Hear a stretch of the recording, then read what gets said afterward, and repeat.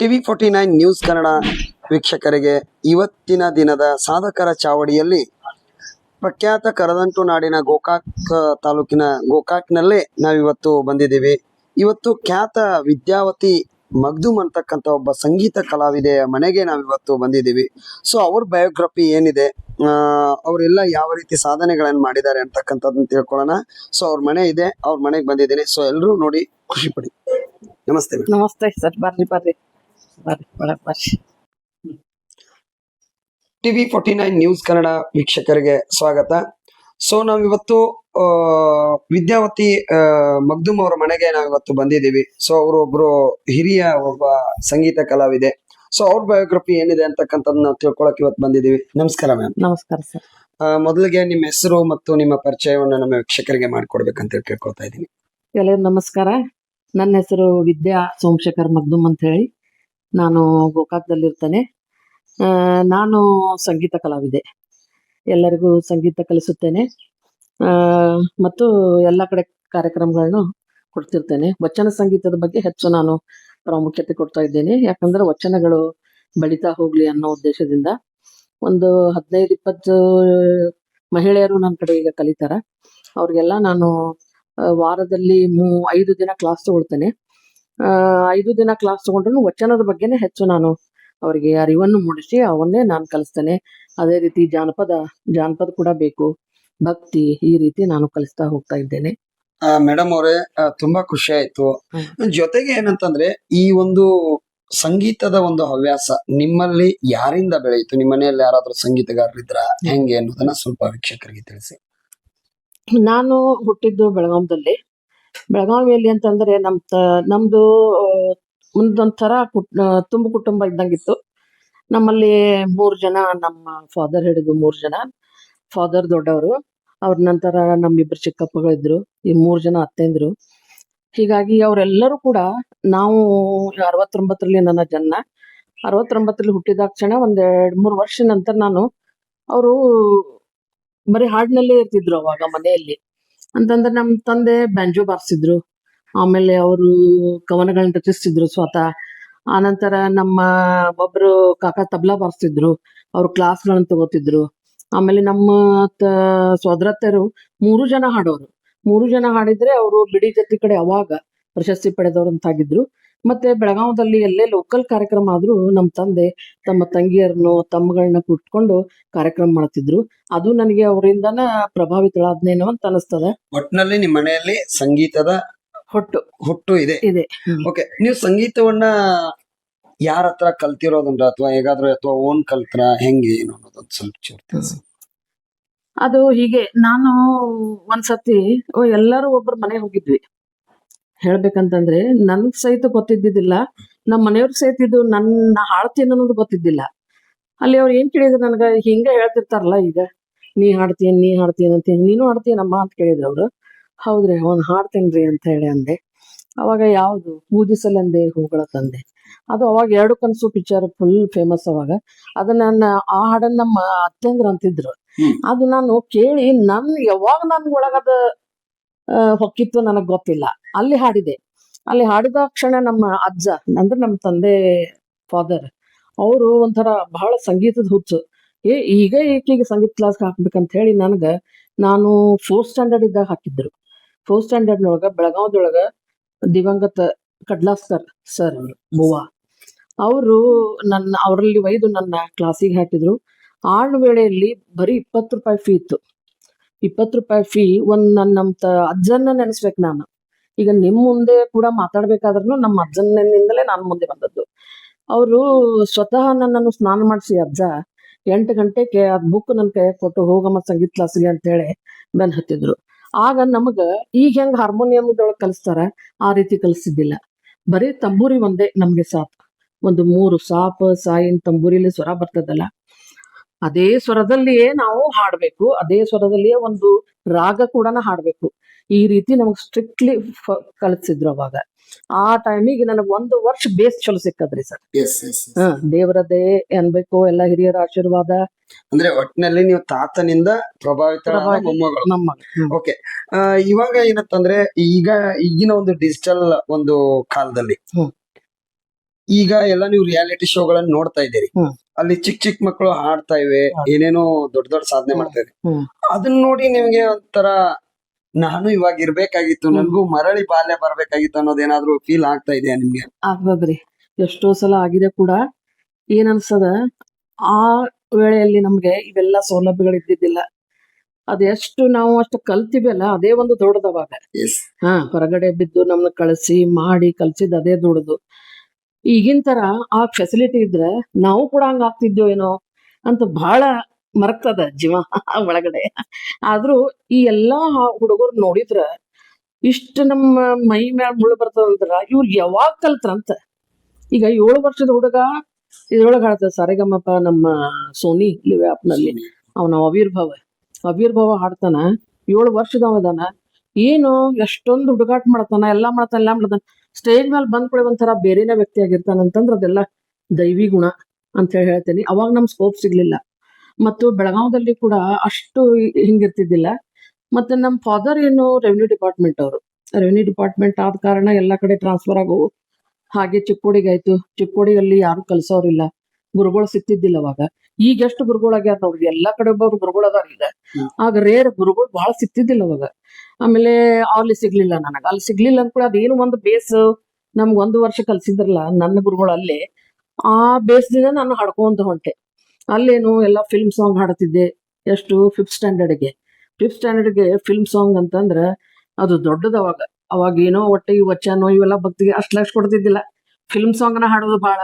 ಅದು ಆಶಾದೊಳಗಿಂದು ಶೀಶಾ ಹೋಯೋದಿಲ್ಲೋ ಅವೆಲ್ಲ ಅವಾಗ ಹಿಟ್ಟ. ಕ್ರಾಂತಿ ಪಿಕ್ಚರ್, ಜಿಂದಗಿ ಕೇನ ಟೂಟೆ ಲಡಿ ಇಂಥವೆಲ್ಲ ಹಾಡಿದ್ರ ಒಂದಿದ್. ಬಿಡುವೆ ನಿನ್ನ ಪಾದ, ಬಿಡೇನೋ ನಿನ್ನ ಪಾದ. ನಮ್ಮ ವೀಕ್ಷಕರಿಗೆ ಒಂದು ಲೈನ್ ಹಾಡೇ ಬಿಡ್ರಿ.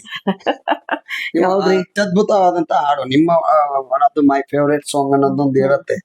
ಅಂತದ್ ಯಾವ್ದು? ಮುಂಚೆ ನಾನು ಹೇಳೋದು, ನಿಮ್ಗೆ ಯಾವ ಸಿಂಗರ್ ಅಂದ್ರೆ ಇಷ್ಟ ನಿಮ್ಗೆ ಓಲ್ಡ್ ನಲ್ಲಿ ಸಿಂಗರ್ ಅಂತಂದ್ರೆ ಈಗ ನಮ್ಗ ಸದ್ಯ ಎಸ್ ಜಾನಕಿ.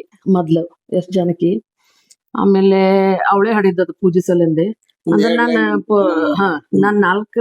4ನೇತ್ತೆ ಅಂತಂದ್ರೆ ನೋಡ್ರಿಲ್ಲ ಅಂದ್ರೆ ಎಷ್ಟು ವರ್ಷ ಆಗ ಪೂಜಿಸಲೆಂದೆ ಹಾಡಿದ್ದು. ಅದನ್ನೇ ನಾ ಈಗ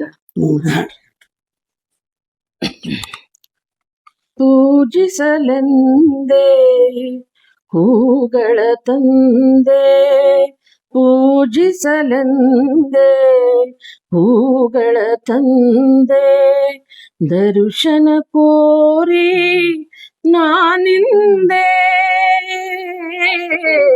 ತೆರೆಯೋ ಬಾಗಿಲನು ರಾಮ, ಪೂಜಿಸಲೆಂದೇ ಹೂಗಳ ತಂದೆ.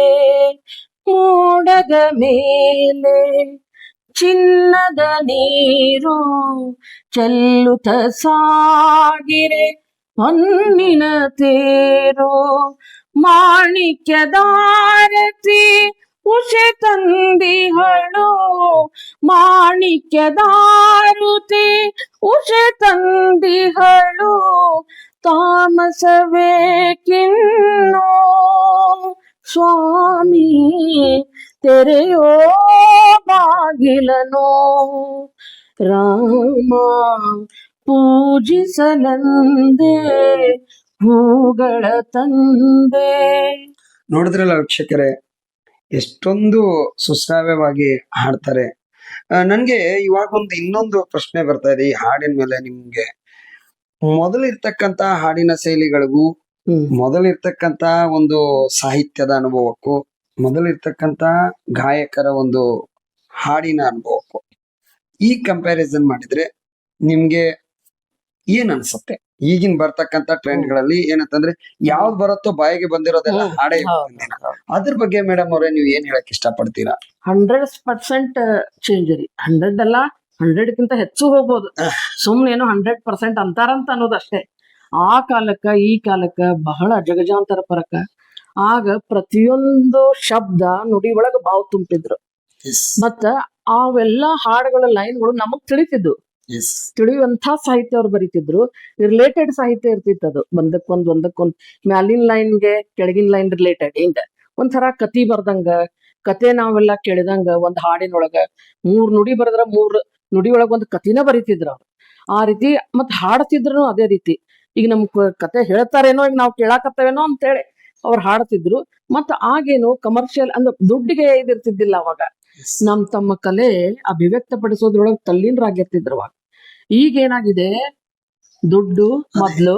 ಅದೇ ಅಂದ್ರೆ ಸಂಗೀತಗಾರ ಇವಾಗ ಹ್ಮ್ ಪಾಪ್ಯುಲಾರಿಟಿ ಪ್ಲಸ್ ದುಡ್ಡಿಗೆ ಬೆಲೆ ಕೊಡ್ತಾ ಇದಾರ ಅಥವಾ ಸಂಸ್ಕಾರಕ್ಕೆ ಬೆಲೆ ಕೊಡ್ತಾ ಇದಾರ ಮೇಡಮ್? ದುಡ್ಡಿಗೆ ತಮ್ದು ಪಾಪ್ಯುಲಾರಿಟಿ ಆಗಬೇಕು, ಆಗ ಸಂಸ್ಕಾರ. ಈಗಿಲ್ಲದು. ಈಗ ಏನು ಒಂದ್ ಲೈನ್ ಬರೋದ್ರು ಅದು ಅವ್ರಿಗೆ ತಿಳಿತೈತಿ ಗೊತ್ತಿಲ್ಲ, ಹಾಡೋರಿಗೆ. ಆದ್ರೆ ಅದನ್ನೇ ಹಾಡ್ಬಿಡ್ತಾರ, ಹೊಡಿ ಮಗ ಹೊಡಿ ಮಗ ಹೊಡಿ ಮಗ ಇಂತ ಹಾಡು ತಗೊಳ್ರಿ. ಅವ್ ಹಿಂದಿ ಒಳಗೆ ಏನೇನೋ ಅದಾವ ಲಿರಿಕ್ಸ್, ಅವ್ ಅನ್ನಲ್ಕ್ ಸಹಿತ ಬರಂಗಿಲ್ಲ. ಮತ್ತೊಮ್ಮೆ ನಾವ್ ಅನ್ಬೇಕಂದ್ರ ಅನ್ಲಿಕ್ ಬರೋದಿಲ್ಲ. ಅಂತ ಹಾಡುಗಳನ್ನ ಈಗೆಲ್ಲ ರಚಿಸ್ತಾ ಇದಾರೆ. ಮತ್ತೆ ಟ್ಯೂನಿಂಗ್ ಮಾಡಕ್ಕೂ ಅವ್ರಿಗೆ ಅಷ್ಟೊಂದು ಇದಿಲ್ಲ. ಎಸ್, ಒಂದು ವೇಳೆ ಈ ಒಂದು ಕಾಲಚಕ್ರದಲ್ಲಿ ಈ ಸಂಗೀತದ ಪಯಣ ನೀವ್ ಹೇಳಿದ್ರಲ್ಲ, ಈಗ ಏನು ತಿಳಿಯಲ್ಲ ನನಗೆ, ಈಗಿನ ಸಂಗೀತನೇ ಒಂದ್ ರೀತಿ ಹೊರಟಿದೆ ಅಂತಕ್ಕಂಥ ಗೊತ್ತಾಯ್ತು ನಿಮ್ಗೆ.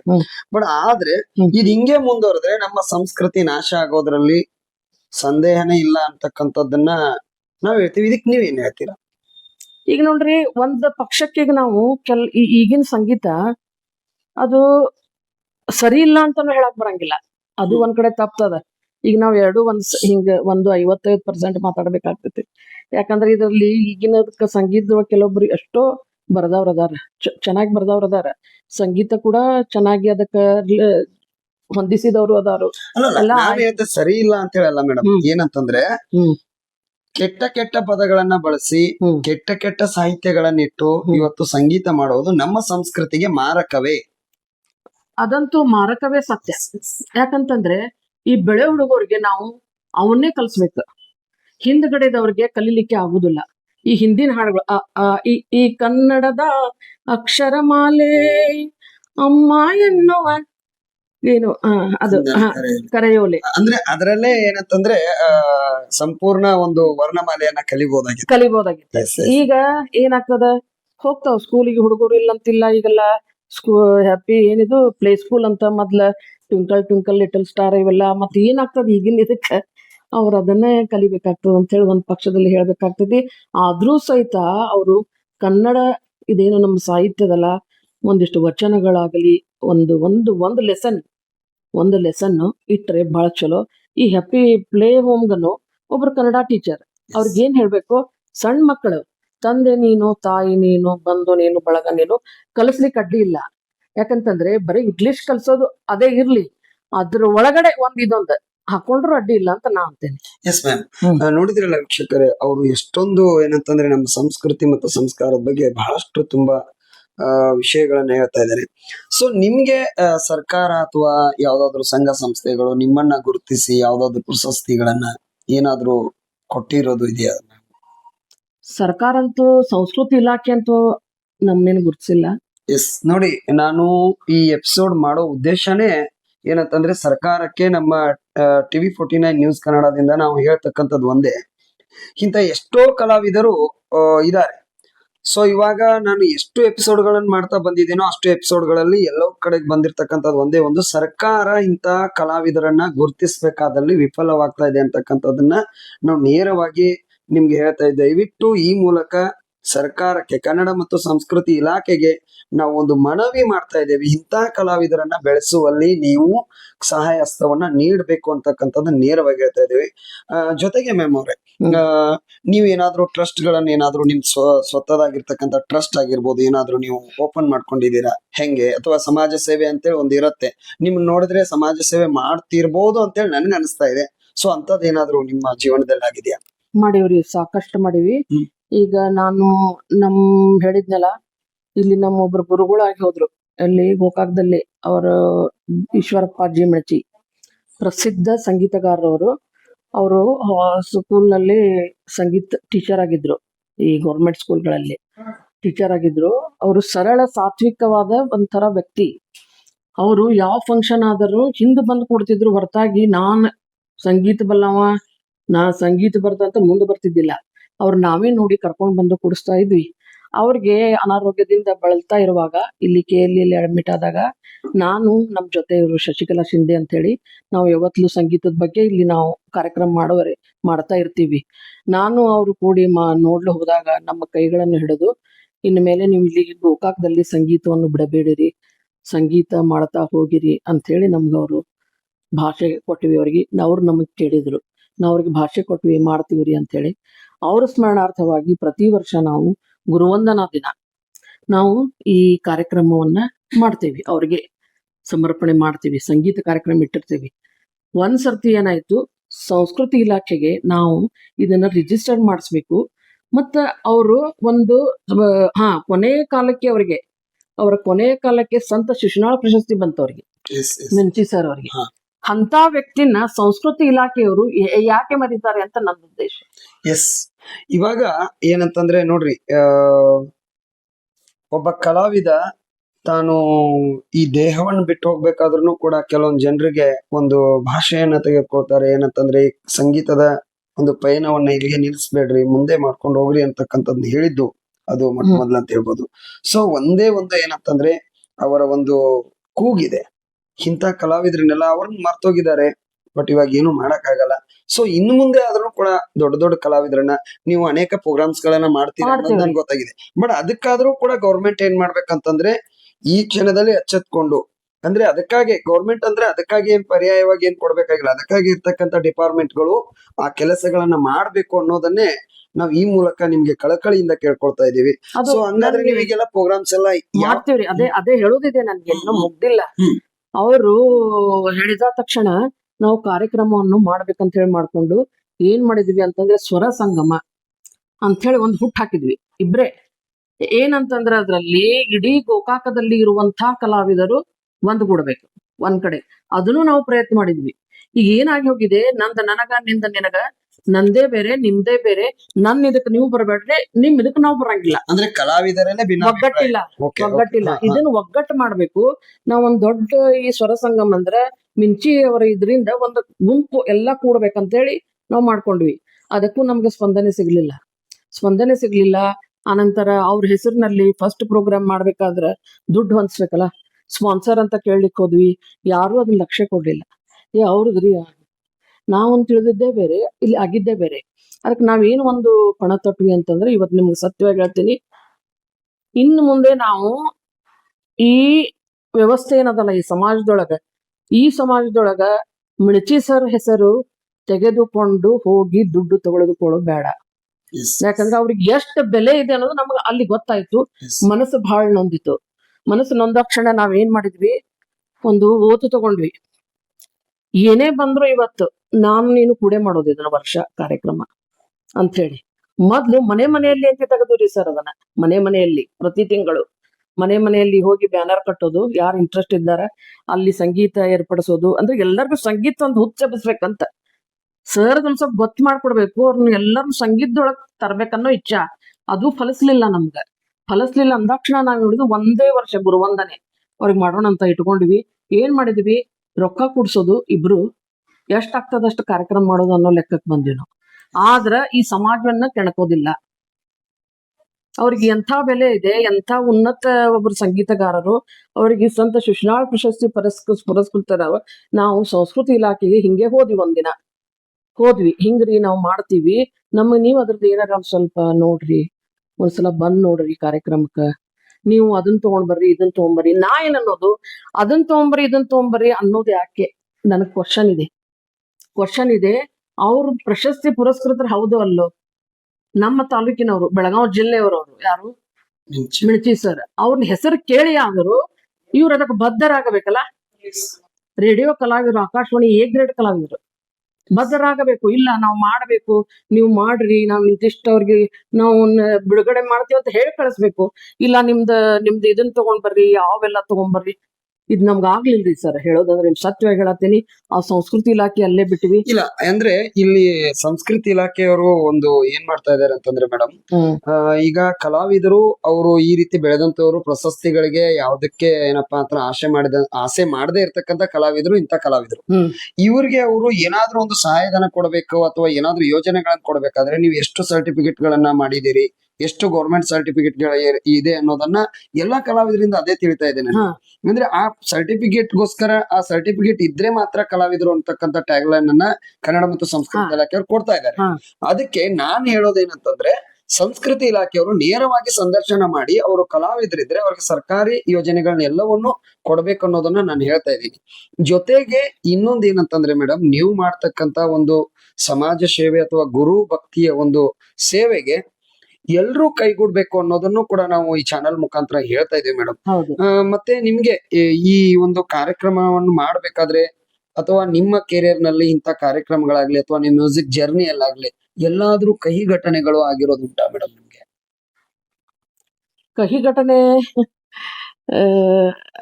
ಏನ್ ಹೇಳೋದು, ಅದು ಮತ್ತೆ ಬೇರೆ ಆಗ್ತದೆ.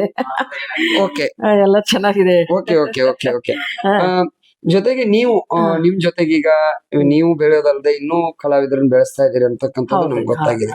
ಅಂತದ್ರಲ್ಲಿ ಯಾವ ರೀತಿ ಏನು ಪ್ಲಾನ್ ಮಾಡಿದ್ದೀರಾ ಮೇಡಮ್? ಈಗ ನಾನು ಈ ಬೆಳೆಸೋ ಇದ್ ವಿಷಯದಲ್ಲಿ ಚಿಕ್ಕ ಮಕ್ಕಳನ್ನ ನಾನು ತಗೊಲಿಲ್ಲ. ಯಾಕಂತಂದ್ರೆ ಮಕ್ಕಳಿಗೆ ಬೇಸ್ ಮುಖ್ಯ. ಅವರು ಎಷ್ಟೇ ನಾವು ಈ ಕಲ್ತರ್ನು ದೊಡ್ಡ ದೊಡ್ಡ ಕಲಾವಿದರು, ಶಾಸ್ತ್ರೀಯ ಸಂಗೀತಗಾರಿದ್ದಾರೆ, ಅವ್ರ ಕಡೆನೆ ಕಲಿಬೇಕು ಅವರು. ಯಾಕಂದ್ರೆ ನಮ್ದು ಎಷ್ಟು ಅಳಿಲ್ ಸೇವೆ ಅಷ್ಟೇ ಅಂದ್ಕೊಳ್ಳಿ. ನಾ ಏನ್ ಮಾಡ್ತೀನಿ, ಈಗ ನಮ್ಮ ಹೌಸ್ ಹೋಲ್ಡ್ ಹೆಣ್ಮಕ್ಳು ಮನೆಯಲ್ಲಿ ಅವ್ರಿಗೆ ಕೆಲವೊಂದು ಫಂಕ್ಷನ್ ಒಳಗೆ ಹಾಡ್ಲಿಕ್ಕೆ ಬೇಕಾಗಿರ್ತದ, ಆಮೇಲೆ ದೇವ್ರ ಮುಂದನ್ರಿ ಅಲ್ಲಿ ಅಲ್ರಿ ಹಿಂಗ ನನಗ ಕೇಳ್ಲಿಕ್ಕತ್ರ, ನೀವು ಯಾಕೆ ನಮ್ಗೆ ಕಲಿಸಬಾರ್ದು ಅಂತೇಳಿ. ಅವಾಗ ನಾವು ಇಲ್ಲಿ ನಮ್ಮ ಡಾಕ್ಟರ್ ಕಮ್ಮತ್ ಅಂತಿದಾರ, ಸಿದ್ದಣ್ಣ ಕಮ್ಮತ್, ಅವ್ರ ಮನೆಯಲ್ಲಿ ಅವ್ರು ನಮ್ಗೆ ಜಾಗ ಅನುಕೂಲ ಮಾಡಿಕೊಟ್ರು, ಒಂದು ಹಾಲ್. ಅಲ್ಲಿ ಬರ್ಲಿಕ್ಕತ್ರ ಒಂದು 4 ಕಲ್ಸಾಕತಿ 5 ವರ್ಷ ಆತ್ರಿ. ಈಗ 5 ವರ್ಷ ಆಯ್ತು. ಅವ್ರಿಗೇನು ಬರೆಸಿ ಅವ್ರಿಗೆ ರಾಗದಲ್ಲಿನ ಕಲ್ಸೋದು, ಪಿಚ್ ಬಿಡ್ಸಂಗಿಲ್ಲ, ಇದ್ ಮಾಡಂಗಿಲ್ಲ, ಆ ರೀತಿನ ಕಲ್ಸೋದು. ಯಾವಾಗ ಅವ್ರಿಗೆ ಹೊಂದಂಗಿಲ್ಲ ಅದನ್ನ 10 ಸಲ ಅನಿಸ್ತೇನೆ ನಾನು. ಒಂದು ಲೈನ್ 10 ಸಲ ಅನ್ಸಿ ಪ್ರಿಂಟ್ ಆಗ್ಬೇಕು ಅವ್ರಿಗೆ. ಆ ರೀತಿ ನಾನು ಕಲಿಸ್ತೇನೆ ಅವ್ರಿಗೆ. ಈಗ ಆನ್ಲೈನ್ ತಗೊಳಕತ್ತೇನ್ರಿ. ಈಗ ಆನ್ಲೈನ್ ಏನಂತಂದ್ರೆ, ಒಂದ್ ಸ್ವಲ್ಪ ಮಳೆ ಅದು ಬಹಳ ಬಂತಲ್ಲ, ಮತ್ತೆ ನೋಡೋಣ ಒಂದು ಆನ್ಲೈನ್ ಟ್ರಯಲ್ ಮಾಡಿ ನೋಡಿ. ಆನ್ಲೈನ್ ಎಲ್ಲರಿಗೂ ಇಂಟ್ರೆಸ್ಟ್ ಆಗ್ಬಿಟ್ಟೈತೆ. ಇಲ್ಲ ಆನ್ಲೈನ್ ಒಳಗೆ ಏನಾಗ್ತದ, ಒಬ್ಬೊಬ್ಬರೇ ಹಾಡ್ಬೇಕು, ಗ್ರೂಪ್ ಹಾಡಂಗಿಲ್ಲ, ಗ್ರೂಪ್ ಗೋವಿಂದ ಆಗಂಗಿಲ್ಲ, ಅದು ಗುಂಪಿನಲ್ಲಿ ಗೋವಿಂದ. ಅದಕ್ಕೆ ಆನ್ಲೈನ್ ಎಲ್ಲರೂ ಪ್ರತಿಯೊಬ್ರು ಹಾಡ್ತಾರ. ಆ ರೀತಿ ತಗೊಳಕತ್ತೀವಿ. ಈಗ ಮೇಡಮ್ ಏನಂದ್ರೆ, ಅದೆಲ್ಲ ನಿಮ್ಗೆ ಆಗಿರ್ತಕ್ಕಂಥ ಕಷ್ಟಗಳನ್ನೆಲ್ಲ ಹೇಳ್ಕೊಳ್ತಾ ಇದೀರಿ, ಓಕೆ. ಬಟ್ ಈಗ ಏನಂತಂದ್ರೆ, ನೀವು ಹೊಸ ಪ್ಲಾನ್ ಏನಾದ್ರು ಮಾಡಿದೀರಾ ಸಂಗೀತದಲ್ಲಿ? ಏನಾದ್ರು ಇಂಥದೇ ಒಂದು ಕಾರ್ಯಕ್ರಮ ಮಾಡ್ಬೇಕು, ಏನಾದ್ರು ಹೊಸ ಜನತೆ ಏನಾದ್ರು ಕೊಡ್ಬೇಕು ಅನ್ನೋದು ಏನಾದ್ರು ಪ್ಲಾನ್ಸ್ ಗಳಿವೆಯಾ? ಏನಾದ್ರು ಮಾಡಿದೀರಾ? ಅದೇ ಈಗ ಇಲ್ಲಿ ಏನಾಗ್ತದ, ವಾಣಿ ಜಯರಾಮ್, ಎಸ್ ಜಾನಕಿನ್ ಯಾರು ಗುರ್ತಿಡೋದಿಲ್ಲ, ಇಡಂಗಿಲ್ಲ. ಈಗ ಅವ್ರ ಹಾಡುಗಳಂತೂ ಯಾರು ಹಾಡೋದಿಲ್ಲ, ಅವೆಲ್ಲ ಓಲ್ಡ್ ಸಾಂಗ್ ಅಂತಾರ. ಅದಕ್ಕೆ ಅದ್ರದ್ದು ಒಂದು ಕಾರ್ಯಕ್ರಮ ಮಾಡ್ಬೇಕು ಅನ್ನೋ ಒಂದು ಇಚ್ಛಾ ಐತಿ, ಬಹಳ ದೊಡ್ಡದ ಇಚ್ಛಾ ಐತಿ. ಹೆಂಗಂತಂದ್ರ ಲೈವ್ ಮಾಡ್ಬೇಕಂತೈತಿ ನಮ್ದು ಇಬ್ರದ್ದು. ಅದೊಂದು ಸಾಕಾರ ಆಗ್ಲಿ ಅಂತ ಹೇಳಿ ಅನ್ಕೊಳಿಕತ್ತೇವಿ. ಅಂದ್ರೆ ಅವ್ರು ಹಾಡಿದ್ದು ಎಲ್ಲಾ ಹಾಡೋದು, ಅದೇ ಒಂದು ನಮ್ಗೆ ಎಲ್ಲಾ ಜನರಿಗೆ ಕುಡ್ಸೋದು, ಹಾಡೋದು ಅಂತ ಐತಿ ಅದೊಂದು. ಮತ್ತೆ ಇನ್ನು ಅದ್ರೊಳಗೆ ಹೊಸಾದ್ ಏನ್ ಮಾಡ್ಲಿಕ್ಕೆ ಇದಿಲ್ರಿ ಸರ್. ಈಗ ಯಾಕಂದ್ರೆ ಕರೋಕೆ ಬಂದ್ ನಮ್ನೆಲ್ಲ ಕೆಡ್ಸೋಗೋಗೈತಿ.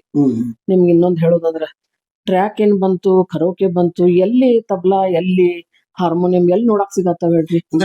ಲೈವ್ ಕಲಾವಿದರು ಮಾಯ ಆಗ್ತಾ ಇದಾರ. ಅವ್ರು ಈಗ ಏನಾಗ್ತದ, ಒಂದ್ ಚಿಪ್ಪ ಮಂದ ಇಟ್ಕೊಂಡ್ ಹೋಗ್ಬಿಡ್ತಾರ, ಒಂದ್ ಕಡೆ ಇಟ್ಕೊಂಡ್ ಹೋಗ್ತಾರ, ಅಲ್ಲಿ ಹೋಗಿ ಹಾಕ್ತಾರ, ಸ್ಟಾರ್ಟ್ ಆಕೈತಿ, ಅದ್ರ ಜೋಡಿ ಬೆನ್ನತ್ತಿ ಹಾಡ್ಬಿಡ್ತಾರ.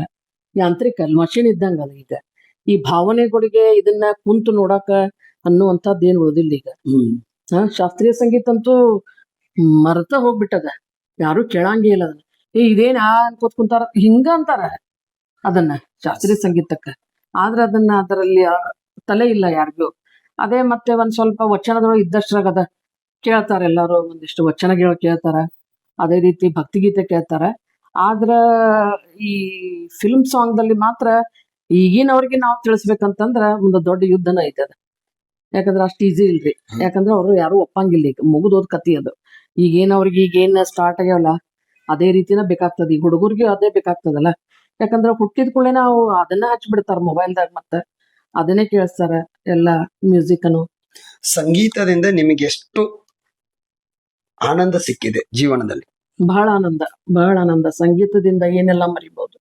ಏನೇ ಕಷ್ಟಗಳು ಬಂದ್ರು ಒಂದ್ 15 ನಿಮಿಷದಿಂದ ಬಂದಿದ್ರು ಮತ್ತೊಂದ್ 10 ನಿಮಿಷ ಮುಂದೆ ನಾವ್ ಒಂದ್ ಯಾವ್ದೋ ಸಂಗೀತದೊಳಗೆ ಕೇಳಾಕತ್ತೀವಿ ಅಂದ್ರೆ ಎಲ್ಲಿ ಏನಾಗೈತೆ ಅನ್ನೋದು ಗೊತ್ತಾಗಂಗಿಲ್ಲ. ಆ ರೀತಿ. ಆಮೇಲೆ ನಾನ್ ಕೇಳೋದು ಬಹಳ ಅಂತಂದ್ರೆ ಈ ಸಣ್ಣ ಹುಡುಗರ್ದನ ಭಾಳ ಕೇಳ್ತಿರ್ತೇನೆ. ನಮ್ಮ ಲಿಟಲ್ ಚಾಂಪ ಇವೆಲ್ಲನ ಭಾಳ ಕೇಳ್ತಿರ್ತೇನೆ. ಮುಂದೆ ಇವು ನಮ್ಗೆ ಚಲೋ ಅನ್ಸಿದ ಹಾಡುಗಳನ್ನ ಕೇಳ್ತಿರ್ತೇನೆ. ಇವ್ರು ಕಲಿಸೋದು ಕೂಡ ಅಷ್ಟೇ. ನಾನು ಚಲೋ ನಮ್ಗೆ ಯಾವ ಸಾಹಿತ್ಯ ಅದಾವು ಅವನಷ್ಟೇ ಎಲ್ಲ ತಗೊಂಡು ಅವರಿಗೆ ಕಲಿಸ್ತಿರ್ತೇನೆ ನಾನು. ಓಕೆ. ಎಷ್ಟು ನಿಮ್ ಕೈಯಲ್ಲಿ ಎಷ್ಟು ಜನ ಶಿಷ್ಯಂದ್ರು ಈಗ? 15 ಜನ ಅದಾರ. 15 ಜನ. 15. ಚೆನ್ನಾಗಿ ಹಾಡ್ತಾರ? ಹಾ, ಹಾಡ್ತಾರೆ. ಅವರೆಲ್ಲರೂ ವೇದಿಕೆಗಳು ಸಿಕ್ಕಿದೆ? ಹಾ, ವೇದಿಕೆಗಳು ಅಂದ್ರೆ ಹೆಂಗ ಗ್ರೂಪ್ ನಮ್ ಕೇಳ್ತಾರೆ. ಗ್ರೂಪ್ ಬೇಕು ಅಂದಾಕ್ಷಣ ನಾ ಏನ್ ಮಾಡ್ತೀನಿ, ಅವ್ರಿಗೆ ಒಂದ್ 4 ದಿನ ಸತತವಾಗಿ ಹಾರ್ಮೋನಿಯಂ ತಬಲಾದಲ್ಲಿ ಪ್ರಾಕ್ಟೀಸ್ ಮಾಡಿಸ್ತೇನೆ. ಅವ್ರಿಗೆ ಎಲ್ಲಿ ಟೇಕ ಎಲ್ಲಿ ನಿಂದಿರ್ತೈತಿ ಎಲ್ಲ ಹೇಳ್ಕೊಡ್ಬೇಕಲ್ಲ ಮಾಡಿಸಿ ಆಮೇಲೆ ಅವ್ರಿಗೆ ವೇದಿಕೆ ಮೇಲೆ ಒಂದ್ 3-4 ಹಾಡು ಹಾಡ್ತಾರೆ. ಈಗಿನ ಜನತೆಗೆ ನೇರವಾಗಿ ಏನಂತಂದ್ರೆ ಕೆಲವೊಂದು ಜನರು ದುಶ್ಚಟಗಳಿಗೆ ಅಂಟ್ಕೊಂಡು ಹೋಗ್ತಾ ಇದ್ದಾರೆ. ಅಂತವರು ಸಂಗೀತವನ್ನ ಆರಾಧನೆ ಮಾಡೋದ್ರಲ್ಲಿ ಯಾವುದೇ ತಪ್ಪಿಲ್ಲ. ಯಾಕಂದ್ರೆ ಅದರಿಂದ ಸಂಸ್ಕಾರನಾದ್ರೂ ಬೆಳೆಯುತ್ತೆ ಅನ್ನೋದನ್ನ ನಾವು ನಿಮ್ ಮುಖಾಂತರ ಯಾವ ರೀತಿ ಹೇಳಿಸ್ಬೋದು ಜನರಿಗೆ? ಈಗ ಚಟಕ್ಕ ಬಲಿಯಾದವರಿಗೆ ಅಲ್ಲ, ಈಗ ಕೆಲವೊಂದ್ ಜನ ಏನಂತಂದ್ರೆ ಹಾಬಿ ಕೆಟ್ಟ ಹವ್ಯಾಸಗಳನ್ನ ತಮ್ಮಲ್ಲಿ ಅಳವಡಿಸ್ಕೊಳ್ತಾ ಇದೆ. ಅದ್ರ ಬದಲಾಗಿ ಕೋ ಕರಿಕ್ಯುಲಮ್ ಆಕ್ಟಿವಿಟೀಸ್ ಗಳಲ್ಲಿ ಬರ್ತಕ್ಕಂತ ಯಾವ್ದಂತಂದ್ರೆ ಸಂಗೀತ ಇರ್ಬೋದು, ಚಿತ್ರಕಲೆ ಇರ್ಬೋದು, ಡಾನ್ಸ್ ಇರ್ಬೋದು, ಇವುಗಳನ್ನ ಕಲ್ತ್ರೆ ಅವ್ರಿಗೆ ಒಳ್ಳೇದಾಗತ್ತಾ ಅನ್ನೋ ಮನೋಭಾವನೆ ನಿಮ್ದು ಹೆಂಗಿದೆ? ಮಾಡ್ಬೋದ್ರಿ. ಅವ್ರನ್ನ ಅಂತವ್ರನ್ನೆಲ್ಲ ಒಂದು ಗುರುತು ಹಿಡಿದು ಒಂದ್ ಕಡೆ ಕೂಡಿಸ್ಬೇಕು. ಅವ್ರನ್ನ ಮೊದ್ಲೇದ್ ಒಂದ್ ಕಡೆ ಕೂಡಿಸಿ ಅವ್ರಿಗೆ ಪ್ರತಿನಿತ್ಯ ಒಂದಿಷ್ಟು ಟೈಮ್ ಮಾಡ್ಕೊಂಡು ಒಂದ್ಸಲ ಅವ್ರಿಗೆ ಸಂಸ್ಕಾರಯುತವಾದ ಮಾತುಗಳು, ಪುರಾಣ, ಒಂದ್ ಯಾವ್ದಾದ್ರು ವಚನ, ನಂತರ ಒಂದು ಭಕ್ತಿ ಗೀತೆ, ಹಿಂಗ ಒಂದು ಟೈಮಿಂಗ್ ಸೆಟ್ ಮಾಡ್ಕೊಂಡು ಅವ್ರಿಗೆ ಒಂದ್ 8 ದಿನ ಕೂಡಿಸ್ಬೇಕು. ಅವ್ರಿಗೆ ಒಂದೇ ತಾಸಿಗೆ 2 ತಾಸಿಗೆ ಅವ್ರ ಅದನ್ನ ಇದಾಗ ಮಾಡಂಗಿಲ್ಲ. ಒಂದ್ 8 ದಿನ ಅದರಲ್ಲೇ ಇರ್ಬೇಕು. ಅವ್ರು ರಿಪೀಟ್ ಬಿಡೋ ಅವಶ್ಯಕತೆ ಚಾನ್ಸಸ್ ಐತಿ. ಅದು ಸಂಸ್ಕೃತಿಗೆ ಅವರು ಒಗ್ಗಬಹುದು. ಅಂದ್ರೆ ನಾನು ಎಕ್ಸಾಂಪಲ್, ಈಗ ನಮ್ಮ ಧರ್ಮಸ್ಥಳ ಸಂಘದವ್ರು ಅದಾರಲ್ಲ, ಈ ಧರ್ಮಸ್ಥಳ ಗ್ರಾಮಾಭಿವೃದ್ಧಿ ಯೋಜನೆ, ಅದು ಮದ್ಯಪಾನ ನಿಷೇಧದೊಂದು ಅವ್ರದೊಂದು ಕಾರ್ಯಕ್ರಮ ಅದ. ಮದ್ಯವರ್ಜನ ಶಿಬಿರ ಅಂತಾನ ಅಂತಾರ ಅವ್ರು. ಮದ್ಯವರ್ಜನ ಶಿಬಿರದ ಸ್ಥಾಪಕರು ನಮ್ಮ ಮನೆಯವರು, ಸೋಮಶೇಖರ್ ಮಗ್ದುಮ್ ಅಂತೇಳಿ. ಅವ್ರು ಏನ್ ಮಾಡ್ತಾರ, ಅಲ್ಲಿ ನೋಡಿದ್ದೆ ನಾ ಇದನ್ನ. ಅವರು 8 ದಿನ 10 ದಿನ ಒಳಗಡೆ ಹಾಕಿಬಿಡ್ತಾರೆಲ್ಲ. ಯಾವ್ದ ಚಟ ಆಕ್ಚುಲಿ ಕುಡುಕ್ರನ್ನ ಒಳಗ್ ಹಾಕಿ ಅವ್ರಿಗೆ ಏನ್ ಮಾಡ್ತಾರ್ರಿ, ಡೈಲಿ ಅಲ್ಲಿ ಭಜನೆ, ಈ ಪ್ರವಚನ ಹೇಳೋದು, ಅವ್ರನ್ನ ಒಟ್ಟು ಅದ್ರೊಳಗಡೆ ಸಂಗೀತದಿಂದ ಅವ್ರ ಪರಿವರ್ತನೆ ಆಗ್ತಾರೆ. ಸಂಗೀತ ಕಲಿಸ್ತಾರಲ್ಲೇ ಅವ್ರಿಗೆ. ಸಂಗೀತ ಅವ್ರನ್ನು ಇಟ್ಟಿರ್ತಾರ, ಭಜನೆ ಕಲಿಸ್ತಾರ. ಮುಂದ ಅವ್ರೊಳಗೆ ಏನಾರ ಪ್ರತಿಭೆ ಅಡಗಿರ್ತಾವ್ರಿ. ಅವರು ಕುಡುಕರು ಎಷ್ಟೋ ಜನ ಪ್ರತಿಭೆ ಇರ್ತಾವ, ಅವ್ರ ಒಳಗ್ ಗೊತ್ತಾಗಿರೋದಿಲ್ಲ. ಅದ್ರೊಳಗ ತೆಗ್ದಿರ್ತಾರಲ್ಲ, ಅವ್ರ ಕಡೆನೂ ಹಾಡಿಸ್ತಾರ. ನನಗ್ ಗೊತ್ತಾಗ್ತದೆ ಇವನ್ಗೂ ಬರ್ತದ, ಒಂದ್ ಕಡೆನೂ ಐತಿ, ಆದ್ರೆ ಇವನ್ ಇದ್ರ ಉಪಯೋಗ ಮಾಡ್ಕೊಂಡಿಲ್ಲ ಅಂತ ಹೇಳಿ ಈ ರೀತಿ ಮಾಡ್ಬೋದು. ಶಾಲೆಗಳಲ್ಲೂ ಕೂಡ ಒಂದು ಸಂಗೀತದ ವಿಷಯ ಇಡಬೇಕು. ವಿಷಯ ಇಟ್ಟು ವಚನಕ್ಕೆ ಹೆಚ್ಚು ಪ್ರಾಧಾನ್ಯತೆ ಕೊಡ್ಬೇಕು. ಅವ್ರಿಗೆ ಹುಡುಗರಿಗೆ ವಚನ ಕಲಿಸ್ಬೇಕು. ಮತ್ತೆ ಭಾವಗೀತೆ, ನಮ್ಮ ಎಲ್ಲಾ ಬರೆದವ್ರದಾರಲ್ಲ ಎಷ್ಟೋ ಜನ ಕವಿಗಳು, ಜಿ ಎಸ್ ಶಿವರುದ್ರಪ್ಪ, ಕುವೆಂಪು ಅವರು, ದ.ರಾ. ಬೇಂದ್ರೆ ಸಾಹಿತ್ಯ ಒಂದಾನೊಂದು ಕಾಲದಲ್ಲಿ ಒಂದು ದೊಡ್ಡ ಯುದ್ಧ ಮಾಡ್ಯಾರ. ಅದನ್ನ ಉಳಿಸ್ಕೋಬೇಕಾದ್ರ, ವಚನಗಳ ತಾಡೋಲಿಗಳನ್ನ ಉಳಿಸ್ಬೇಕಾದ್ರ ಇವ್ರು ನಮ್ಮ ಚನ್ನ ಬಸವಣ್ಣವರಾಗಲಿ, ಬಸವಣ್ಣವರು, ಅಕ್ಕ ನಾಗಲಾಂಬಿಕೆ ಎಲ್ಲ ಅವರೆಲ್ಲ ಹೋರಾಡ್ಯಾರ. ಆ ಹೋರಾಡಿ ಮಡಿದವ್ರ ಅದಾರ ಅದ್ರೊಳಗ ವಚನ ಸಾಹಿತ್ಯದ ಸಂಬಂಧ. ಅಂತವ್ರದನ್ನ ಅವರು ತ್ಯಾಗಿಗಳ.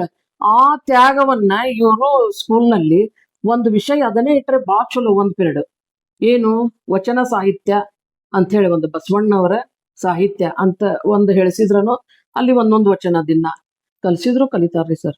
ಓಕೆ, ನೋಡಿದ್ರಲ್ಲ ವೀಕ್ಷಕರೇ, ತಮ್ಮ ಎಲ್ಲ ಒಂದು ಅನುಭವಗಳನ್ನ ನಮ್ ಜೊತೆಗೆ ಹಂಚ್ಕೊಂಡ್ರು. ಒಂದ್ ವೇಳೆ ನಿಮಗೆ ಏನಾದ್ರೂ ಈ ರಿಯಾಲಿಟಿ ಶೋಗಳು ಒಂದು ಆಫರ್ ಕೊಟ್ರೆ ಈಗೂ ಹೋಗಿ ಹಾಡ್ತೀರಾ? ಈಗೂ ಹೋಗಿ ಹಾಡ್ತೇನೆ, ಪ್ರಯತ್ನ ಮಾಡ್ತೇನೆ, ಇಲ್ಲಂತಿಲ್ಲ. ಆದ್ರೆ ಅವರು ನನ್ನ ಸ್ಕೇಲ್ ನೋಡ್ಬೇಕಷ್ಟೇ. ಎಷ್ಟು ಅವರಲ್ಲಿ ಒಂದು ವಿನಯತೆ, ಒಂದು ಸಣ್ಣ ಮಗುವಿನ ತರ ಅವರು ಮಾತಾಡ್ತಾರೆ. ಸೊ ಇಂತ ಒಬ್ಬ ಕಲಾವಿದೆಯ ಒಂದು ಸಂದರ್ಶನವನ್ನ ನಾವು ಸಾಧಕರ ಚಾವಡಿಯ ಒಂದು ಸ್ಪೆಷಲ್ ಎಪಿಸೋಡ್ ನಲ್ಲಿ ನಾವಿವತ್ತು ಕೊಟ್ಟಿದೀವಿ. ಸೊ ಇವತ್ತು ತುಂಬಾ ಚೆನ್ನಾಗಿ ನಮ್ ಜೊತೆಗೆ ಅವರು ಏನಪ್ಪಾ ಅಂತಂದ್ರೆ ಒಳ್ಳೊಳ್ಳೆ ಅನುಭವಗಳನ್ನ ಹಂಚ್ಕೊಂಡ್ರು. ಜೊತೆಗೆ ಕಲಾವಿದರು ಬೆಳಿಬೇಕಾದ್ರೆ ಯಾವ ರೀತಿ ಬೆಳಿಬೇಕು ಏನು ಅನ್ನೋದನ್ನ ಎಲ್ಲವನ್ನೂ ಸಂಪೂರ್ಣವಾಗಿ ನಮ್ಗೆ ಹೇಳಿದ್ದಾರೆ. ಸೊ ಮುಂಬರುವಂತ ದಿನಮಾನಗಳಲ್ಲಿ ಅವ್ರು ನಡೆಸ್ತಕ್ಕಂತ ಎಲ್ಲಾ ಕಾರ್ಯಕ್ರಮಗಳಿಗೆ ಪ್ರತಿಯೊಬ್ಬ ಕಲಾವಿದರು ಕೂಡ ಕೈ ಜೋಡಿಸ್ಬೇಕು ಅವ್ರ ಜೊತೆಗೆ ಅನ್ನೋದನ್ನ ನಾವು ಈ ಮೂಲಕ ಹೇಳ್ತಾ ಈ ಸಂದರ್ಶನವನ್ನ ಮುಗಿಸ್ತಾ ಇದೀವಿ. ಇನ್ನು ಹೇಳ್ತೀರಾ? ಇಲ್ಲ ಅದೊಂದು ಹೇಳ್ಬೇಕನ ಈಗ ಹೇಳ್ರಿ. ನಿಮ್ ತಗೊಳಂಗಿಲ್ಲ ಅಂತ ಹೇಳ್ತೀನಿ. ಆದ್ರೆ ಏನ್ ಮಾಡ್ತಾರೆ ಎಕ್ಸಾಂಪಲ್ ಯಾರೇ ಒಬ್ರು ಈಗ ಹಿಂಗ ನಮ್ಗ ಒಂದು ವಚನ ಸಂಗೀತ ಬೇಕಾಗಿತ್ತು, ವಚನ ಸಾಹಿತ್ಯದ ಬಗ್ಗೆ ಯಾರೇ ಅದಾರೆ ಅಂತ ಹೇಳ ಇಲ್ರಿ ಇಲ್ಲಿ ಅಂತ ಹೇಳ್ಬಿಡ್ತಾರೆ. ಇದನ್ನ ಹೇಳ್ಬೇಕಾಗಿತ್ತು ನನಗ. ಇಲ್ಲ ಇಲ್ಲಿ ಯಾರು ಸಿಗುದಿಲ್ಲ ನಿಮಗ, ಇಲ್ಲ ವಿದ್ಯಾಮಗ್ದುಮ್ ಅಂತದಾರು ಒಬ್ರ ಹೋಗ್ರಿ ಅಲ್ಲಿ ಕೇಳ್ರಿ. ನೋ, ಇಂಥದ್ದು ಸಂಗೀತಗಾರಲ್ಲಿ ಬರಬಾರ್ದು ಅಂತ ಹೇಳಿ ಇವಾಗ ನಾವು ಅದನ್ನೇ ಮಾಡ್ತಾ ಇದ್ದೇವೆ ಮೇಡಮ್. ಏನಂತಂದ್ರೆ ನೀವು ಇದೀರಿ ಅಂತ ತೋರ್ಸೋದಕ್ಕೇನೆ ನಾವು ಬಂದಿರೋದು. ವೀಕ್ಷಕರಿಗೋಸ್ಕರ ಒಂದು ಸಿಹಿ ಮಾತನ್ನ ಹೇಳ್ಬೇಕು. ಎಲ್ಲಾ ವೀಕ್ಷಕರು ಏನಂತಂದ್ರ ಸಂಗೀತಗಾರ ಅಂತಂದ್ರ ಒಂದೇ ಮನೆತನ ಅಂತ ಅನ್ಬೇಕು. ಸಂಗೀತಗಾರರ ಕುಟುಂಬ ಅನ್ಬೇಕು. ಅದನ್ನ ಎಲ್ಲೇ ಹೋದರೂ ಅವರಿಗೆ ಮುಂದೆ ತರುವಂತಹ ಪ್ರಯತ್ನ ಮತ್ತೊಬ್ಬರು ತಮಗೊಬ್ರು ಇನ್ನೊಬ್ರು ಮಾಡ್ತಾ ಇರಬೇಕು. ಎಲ್ಲರೂ ಜೊತೆಯಾಗಿ ನಾವು ಸಂಗೀತವನ್ನು ಪ್ರಸಾರ ಮಾಡ್ಬೇಕು. ಸಂಗೀತಕ್ಕ ಹೆಚ್ಚು ಬೆಲೆ ಕೊಟ್ಟು ಅದನ್ನ ಮುಂದೆ ತರೋಣ, ಆ ಸಂಸ್ಕೃತಿಯನ್ನ ಬೆಳೆಸೋಣ.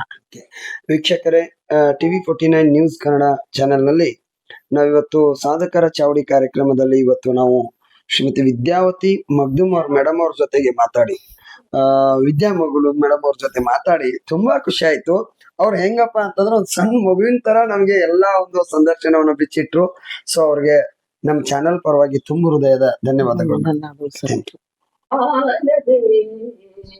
ಎಲ್ಲ ಪುರಾತರ ಚರಣಕ್ಕೆ